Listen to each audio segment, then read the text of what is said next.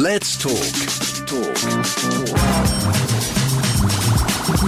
Giles Brown. And this is the time of the show when we do this. Life. Don't talk to me about life. Because the man who puts... who brings a certain je ne sais quoi, a sort of a song in the heart, a gleam in the eye, a slightly worrying pain in the lower regions. The international man of misery, Mr. Michael Senker, joins us from his rooftop penthouse overlooking the shimmering Mediterranean. How are you, Michael? Well, that sounds quite nice. I think I'll move there. I'm fine, thank you. All things considered. Marvellous. So what has been, I mean, from your place, I was actually down in Los Boliches on Wednesday night passing through. Couldn't believe the number of motorhome of your favourite things in the world parked up by the, is it the Toyota garage or the Nissan garage or whatever it is? Don't start me off by, it's got to be illegal. It's got to be illegal to park up and live in the street. And if they can't work out why they park by the sea, by the beach, I don't know. Anyway, we're not talking about that. Talking about an awful lot of traffic, you see what I did here? You've been having some unusually high traffic yourself. Or with my car? No, with I've got call centres. We are experiencing unusually high, that. Number one on the thing. Sorry, it's your cryptic messages, like sometimes are even too cryptic. Right, okay. This is my theory, right? Okay. If every company you call also answers says we experience high volume of call traffic, please hold or go to our website, and they do that every day, and every company does it, surely there's a message in there sometimes, just get more staff. Because, right, if every day they're getting unusually high traffic, and they want to steer you to their automated press 1, press 2, press 3, press 4 situation, I think they're selling porcupines. I think they've just got 4 or 5 people sitting there pressing buttons. And they're called the Swerve Department. The Swerve Department. So I'd like that. So, yeah. Yes, I could, yeah. So, Department, where do you work? Department Swerve. What do you do there? You avoid speaking to anybody who phones the company, right? And what you do is you lull them into a false sense of thing. You play them green sleeves for about 10 minutes, and then you get a ringtone, like when you think yes, they're going to pick it up, yeah, and then the line goes dead. And you just get a zoom, and you have to start the whole performance again, where you meet the person who informs you that they're getting a high volume of traffic today. So we suggest you go to the website or use the app. Now, you see, the thing is, meanwhile, in the Departamento de Swerve, as we call it in Spain, they will be high-fiving each other going, that's the best we've had all week, 0.2 seconds. What personal best there, Paco? You're thinking they're even in the office. Who would you high-five at your place today? I'm not there. I'm not even in the studio. I know. And I miss you because I could run out and high five the cleaner, but then I get done for something, for misappropriate. Let's not even go there. But the other thing is, if what they're saying is untrue, right?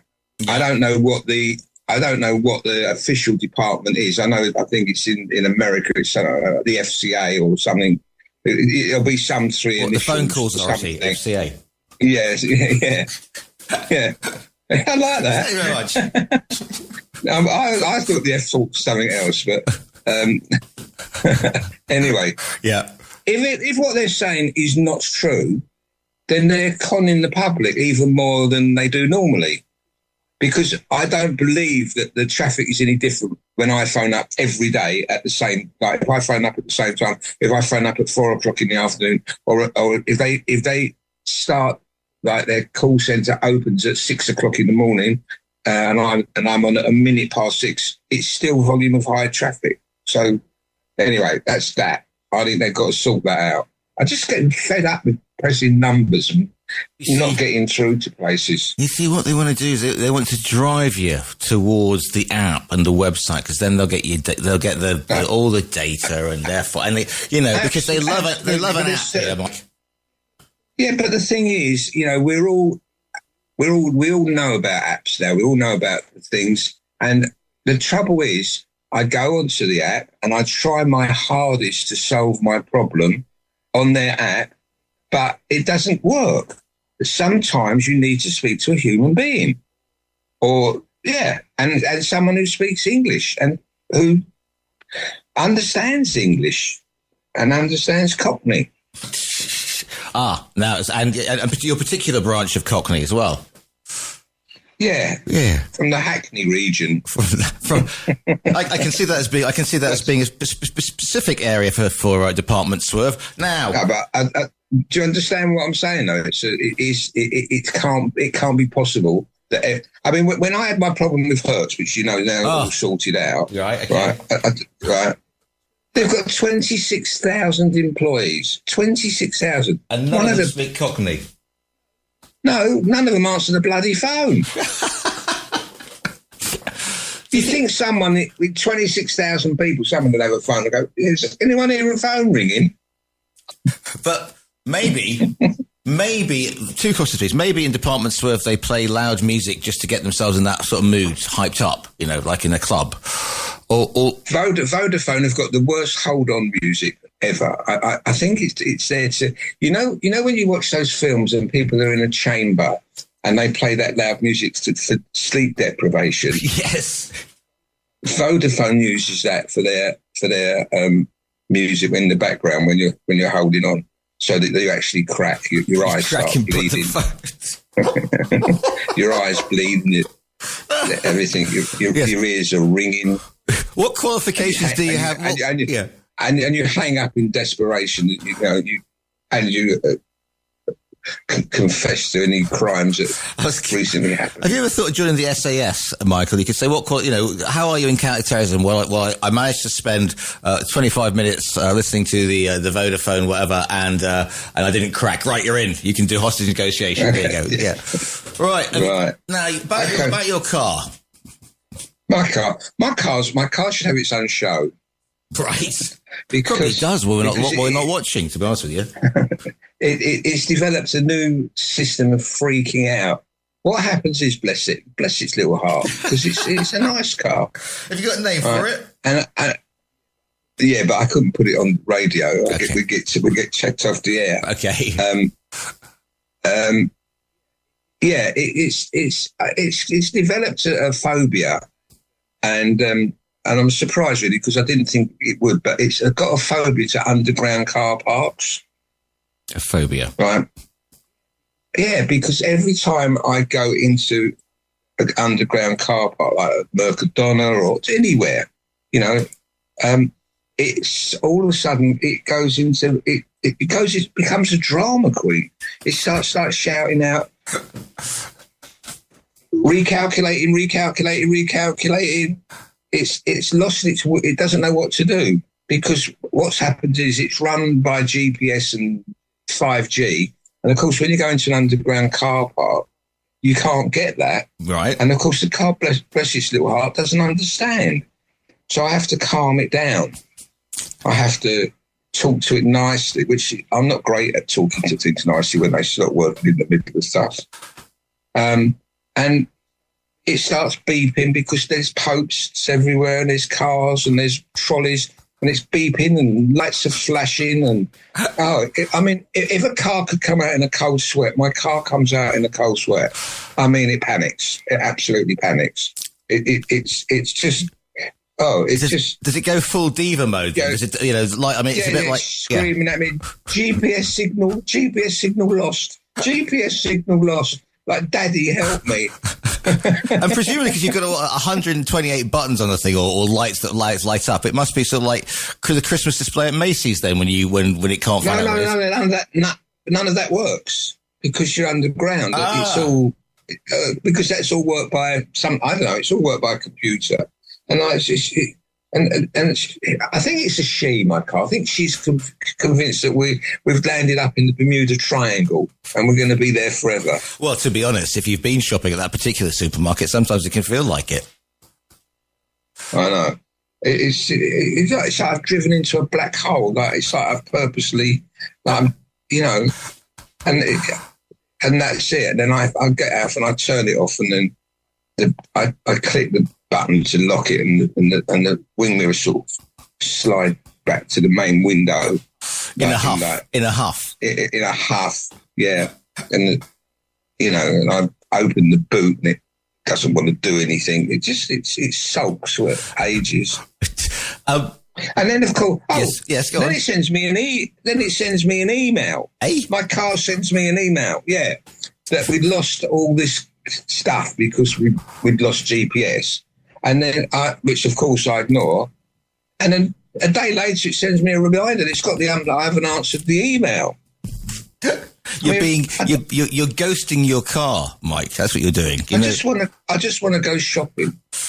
I want to go shopping. I don't want to be told by my car that I'm hurting its feelings, basically. So if you were to phone your car, would they put on like you've lost that, like your loving feeling or something on hold music to keep you until you cracked again? Do you think? No, it just says we're accepting a higher volume of calls today. It's our website. It's a vicious circle. It's a vicious circle. It's dragging me down. Yeah, but vicious circle. When you leave the underground, my car makes me hold on it. It says, I'll teach you to take me into an underground car park, you bastard. Now, just a couple of things. When you come out of aforementioned underground car park, other car parks are available, by the way, presumably, because everything's been off, does it then come on with a blaze of colour? You remember Close Encounters, where they were trying to get in contact with it, and it went, do-do-do, bom-bom. Is that the sort of thing that the dashboard turns into? It's not quite, I know, it just comes on, it's sort of like,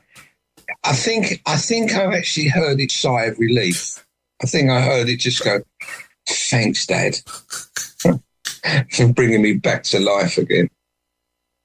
That's my car. That's your car, is it? Well, yeah, fair enough. Here we this coming in via the WhatsApp. And by the way, should you wish to get involved with this morning's Grump Fest? To contact TRE, please call 952 78 4000. Email studio@tre.radio. Send us a WhatsApp on +34 645 99 67 95. Message us on Facebook, Talk Radio Europe Official, or tweet us at TRE Talk Radio. And the WhatsApp says, you said it.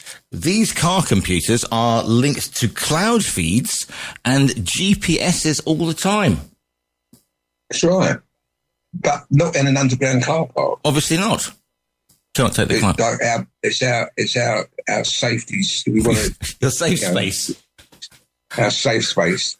You can take your car down there. It's the equivalent to naughty step for a toddler. Maybe your car's been woke and doesn't want a safe space. You've got a woke car, Mike. That'll get you going. Yeah. Well, someone don't get a broke car. Woke or broke. Those are the options, Yeah. Right. Where are we up to on my list of? Well, again, I mean, another one of your favourite places, which are restaurants of high. Yeah. When I go into a restaurant, all right, I've said this before, I don't want to, I go in there and I pay what I consider sometimes a lot of money for an average meal. Or I'll go to a nice working man's cafe, I get a really good 3-course meal for not a lot of money. But I'm talking about the places where they've got a tablecloth, right? And, bread's on the table. What started happening? Now, the other day, I ordered a seafood salad. Right. And it came with prawns. And the prawns, I had to peel the prawns.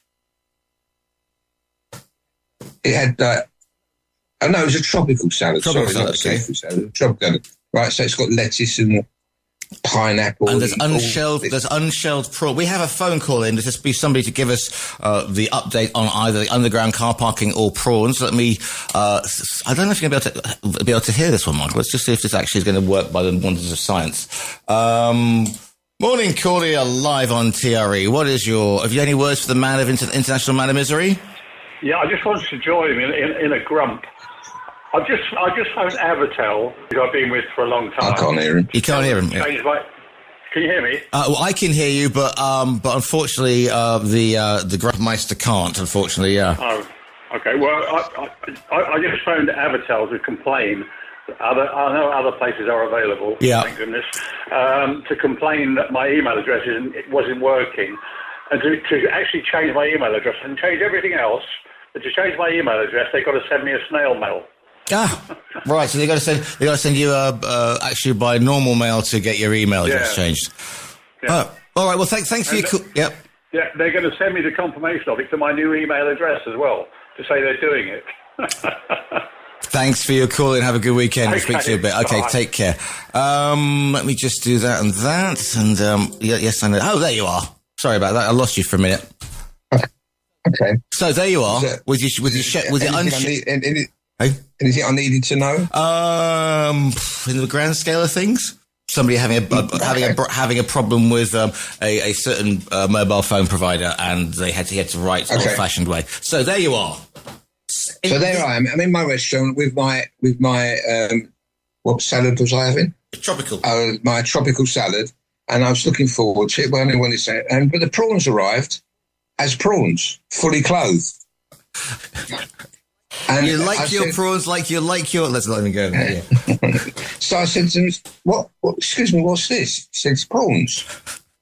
I said, but I don't want to prepare my own dinner and pay you for it. I'm paying you to prepare my dinner, right? I don't want the prawns with their heads on and bits and bobs. I want nice prawns spread evenly over my salad, so I can enjoy it. Yeah. And the same goes for if I, not that I do, but when in the very rare occasions I've ever had lobster, I don't want to dig it out. I just give me some lobster and I can sort it out with my knife and fork. Crab, I mean, what's the deal with crab? You got to be like a scientist to work out what the implements are. It's like a surgeon. You don't have to be a diner to eat a crab. You've got to be a surgeon because you've got these little tools that you've got to drag the bits out of it, and all you're left with is a load of shell.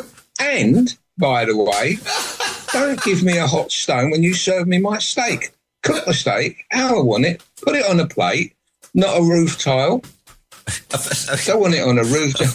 Yeah. Right? I don't want it a roof tile. I don't want a stone. Just give me a steak and I'm happy. I don't ask for a lot. You don't. I'm a reasonable man. We think so. That's weird. So what did the full... I once went on a romantic evening with a young lady, and she ordered the crabs, and she did that thing with the tool. She ordered the crabs? Stop it. I think it's a singular in there. Crab. Don't know what she finished up with. Where was it? So she ordered the shellfish, and then she showed particular dexterity in the way that she sort of mangled the crustacean's claw and got out that strip of meat, and with such gusto that I thought, maybe I don't want to be hanging out with this girl in a more intimate thing later. So there you go. So beware the crab-wielding whatever. Did they shell your prawns for you? And that's not... They did. Yeah, they did. Oh, right. they did. No, they did. And the Danish thing was on Sunday, we went to one of the beach bars and we had a paella.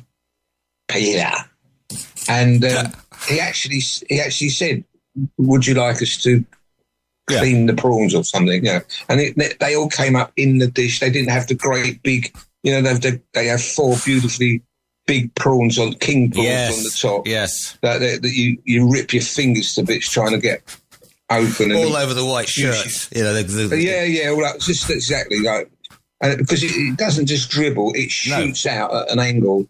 It's like, this is my remaining blood. You may have it on your T-shirt, sir. Still serving me small Coca-Cola.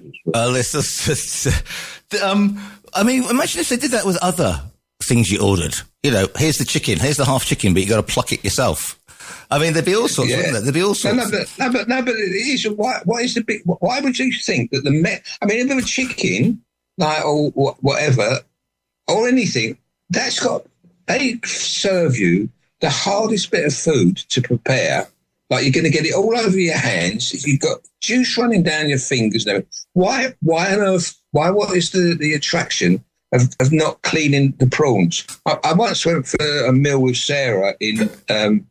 When I was in Ibiza with her, and we went to some restaurant, I might have told you, they actually sent a man out the kitchen with gloves on to prepare my seafood. Right. It turned out, because I actually couldn't do it. My fingers were bleeding from trying to get this, I don't know what it was, like praying mantis out of its shell.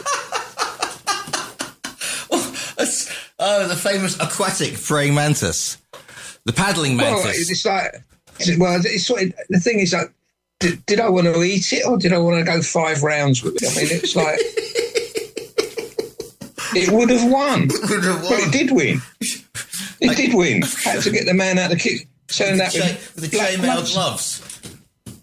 Yeah, like the guy in the butchers in another supermarket. So wear chain gloves. Yeah. All right. Well, fine. Fair enough. What else can I grump about? Well, I mean, so it's not wrong. Here's the one. I'll gloss over the why certain people have funny names, but Facebook friends. Facebook friends, right? Yes. Very interesting. I only belong to Facebook because I have my orthostatic tremor. I'll never stop plugging it because it's a very rare disease condition, and I belong to several groups and over the world who all have it, and it's a very good place to, have you tried the new walking stick, or have you tried this new drug that somebody's tried? Because there's no cure for it, as everybody knows. But of course, it also brings you into other things. So I follow something that's going on in Meat House or the Carla. But what it does, which I've found particularly annoying, is it recommends people that you might want to be friends with. Hello? Yeah, I'm still here. I'm hanging on every word. Can you hear me? Okay. Yeah. Can you? Oh no, it's just my. Hello. Yeah, I'm still here, Michael. I can see you. I can hear you. It's all right. I'm Dr. Fraser Crane. I'm listening. Yeah. Okay. So, it recommends friends for you. Yeah. That for some reason, I don't know where they get them from. But what's happened in the last few weeks, and it's a bit spooky, it's recommending dead people. Right. So there's people that come up that I know are dead. Now, what's very spooky about this is I didn't want to be friends with them when they were alive. Right? Right. So? Right. Why would I now want to be friends with them? Because they're dead. It's turned into a bit of sixth sense that I speak to dead people. I see dead people. It's even more worrying if you got likes back from them. No, but then I sort of clicked on one, and there was a message on there from last week, which obviously means that a member of his family, hopefully, is continuing his Facebook page. There's happy birthdays on there. No, dead. No, you get that because I have a friend who is no longer with us, and she passed away, and people still, because they just see they just see birthday reminders, and if they don't know them that well, they just whack on happy birthday. It's nothing to do with the person themselves. If they haven't taken the page, if somebody's not taken the page down, a member of the family for the deceased, Your Honour. Can you though? What? How do you stop that? So do I get in contact with Facebook and say, stop? I'm not feeling very well. Stop these ghosts from asking me if I want to be their friends. It's an esoteric and existential question, Mike, about that one, because But I don't even know what that means. It means I don't know what it means either. No, it's basically if somebody's passed away, you then a family member, or any mates, should then contact Facebook and say, by the way, Giles Brown was struck by a flaming gerbil on this day. He's no longer with us. Therefore, can you take his page down? And then they will say, and then it gets taken. They put an in memoriam page on. There you go. All right. Yeah. Okay. So it's the algorithm. I still don't. But I still think it's a bit spooky when. I mean, it was so many. It was like, he's dead, she's dead. What's going on? Do you want to be their friend? No, I don't want to be their friend. And then, if I press remove, which you can, what happens to them there? If I sent them off into limbo? Are they now between life and death? They've been removed from Facebook inside me. Well, next time you log on, if you hear "woo," you know what's happened. Yeah. Go on. I've got 2 and a bit minutes because I put an ad break in. So, right, do you want to talk about names? If you're going to upset the entire Celtic population, please go for it. No, I don't. I respect it. I think it's fantastic. I just don't understand it. I just don't understand that. I just don't understand how SAOIRSE is pronounced when looking at an Irish name. It's pronounced Sharp. Right. I'm almost all right with SIOBHAN, Siobhan. Right. But Neve really freaks me out a little bit because Neve is spelled NIAMH. Yeah, okay. There should be a V in there somewhere just to give you a clue. I'm not being disrespectful. I just don't understand it, and I'd like somebody to explain to me how do you get. I mean, unless it was 3 mates gone down to the pub to celebrate the birth of their child, and they've gone for they've got on the lash, and had about 20 pints of the black stuff and finished up. So, what's your daughter's name? Because Neve. How do you spell it? I haven't got a clue. Let's try NAMH. And they go, that'll do for me. That'll do. 3 Z's and a silent W and everything else. Yeah. So it's just. Yeah. Well, I'm sure that I'm sure. Moira. How would you spell Moira? I have difficulty spelling in English, to be honest with you. You know that. So I would spell it MORIAH. No, MAIRE. Right. Well, I mean that is 3 mates on the lash, isn't it? That's gone. They've gone down sharp now. and to the point. We are going to run out of time. International Man of Mystery. I'm afraid to say. Have you not in a medical way? No, not in a medical way. But I've got. But my doctor says to me, he says, I've got all these things wrong with me, and he just says to me, "Yeah, you're old." And on that tune, what are you up to this weekend apart from scaring passers-by? Oh, I've got a nice party. It's a friend's housewarming party, which is lovely. I'm looking forward to that, to see some people that I do like. What else? I don't know. We've got friends here from England, so we'll probably have some meals with them. Well, I mean, yeah, exactly, and perhaps get somebody else to peel your prawns. It's going to run out of time, but as always, International Man of Misery, thank you so much for your time today. Thank you, Giles. God bless everybody. Bye, bye, bye, bye, bye.